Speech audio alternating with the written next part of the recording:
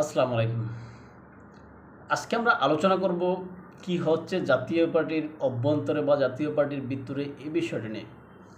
আপনারা জানেন জাতীয় পার্টি এমন একটা দল যেটা হোসেন মোহাম্মদ এরশাদ তিনি সামরিক বাহিনী থেকে এসে এই দলটা প্রতিষ্ঠা করেন।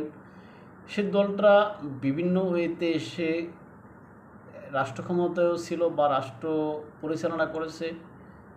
এখন সেই দলটিকে এই আওয়ামী লীগ বলেন বিএনপি বলেন তারা নিজেদের মতো করে যখন প্রয়োজন ব্যবহার করেছে, যখন প্রয়োজন ফেলে দিয়েছে, যখন প্রয়োজন মামলা দিয়ে ভয় দেখিয়ে তাদের কার্য সিদ্ধ করেছে, যখন প্রয়োজন আবার তাদেরকে দূরে ঠেলে দিয়েছে। এরকম নজির অনেক। এখন সে জাতীয় পার্টি তারা এমনিতেই বিভিন্ন ভাগে বিভক্ত। তাদের বিভিন্ন নেতাকর্মীগণকে তাদেরকে যখন বহিষ্কার করা হয়েছে, তারা জাতীয় পার্টির অন্য নামে তারা বিভিন্ন রাজনৈতিক দলের সাথে অ্যাড হয়েছে।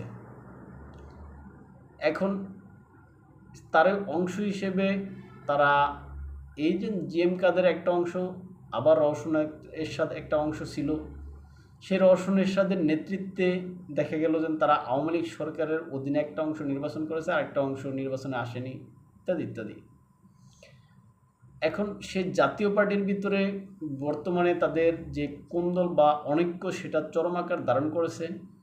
কেননা আপনারা জানেন গত পরশুদিন জাতীয় পার্টির এই জিএম কাদের যে গ্রুপ আছে এই গ্রুপের ভিতর থেকে ঘোষণা দেওয়া হয়েছে তাদের নতুন মহাসচিব হবেন যে আপনার শামীম হায়দার পাটোয়ারি, তাকে মহাসচিব ঘোষণা করা হয়েছে। এখন জাতীয় পার্টির সাবেক মহাসচিব হিসেবে যিনি আছেন, যেমন জনাব রুহুল আমিন হাওলাদার, তিনি সহ তার অনুসারীরা একটা সংবাদ সম্মেলন করেছেন।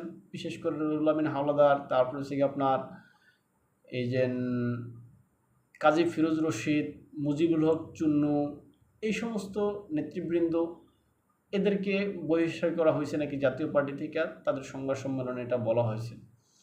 এখন এই সমস্ত বড় বড় গ্রুপগুলা তারা জাতীয় পার্টির এই সিদ্ধান্তের বিরুদ্ধে দাঁড়িয়েছে এবং তারা জাতীয় পার্টিকে চ্যালেঞ্জ জানাচ্ছে যে জাতীয় পার্টির বর্তমান যিনি চেয়ারম্যান আছেন তিনি, অর্থাৎ জিএম কাদের, তিনি অবৈধভাবে ক্ষমতায় বসছেন বা জাতীয় পার্টির ক্ষমতায় বসছেন, এটা কাজী ফিরোজ রশিদ সহ অন্যান্য বক্তারা বলছেন। এখন এই জাতীয় পার্টি যদি আবার ভাগ করা হয়, জাতীয় পার্টির ভিতরে একটা অংশ যদি জিএম কাদেরপন্থী হয়, আরেকটা অংশ যদি এই যে অন্য গ্রুপটা হয়, তাহলে তো আসলে জাতীয় পার্টির সক্রিয়তা আর থাকবে বলে মনে হয় না। জাতীয় পার্টি বিভক্ত হয়ে যাবে। এখন এই বিভক্ত জাতীয় পার্টি তখন দুইটা ভাগে অবশ্যই ভাগ হবে এবং এই দুইটা ভাগে একদিকে তরুণ শামীম হায়দার পাটোয়ারি, অন্যদিকে অভিজ্ঞ জানো প্লেয়ার মুজিবুল হক চুন্নু, তারপর যে শামীম হায়দার পাটোয়ারি, এই সমস্ত ব্যক্তিগণ। এখন সব মিলিয়ে আসলে এটা কতটুকু সম্ভব হবে সেটা হয়তো সময় বলে দিবে। ভালো থাকবেন সবাই, দেখাবো অন্য কোনো ভিডিওতে অন্য কোনো বিষয়ে। আসসালামু আলাইকুম।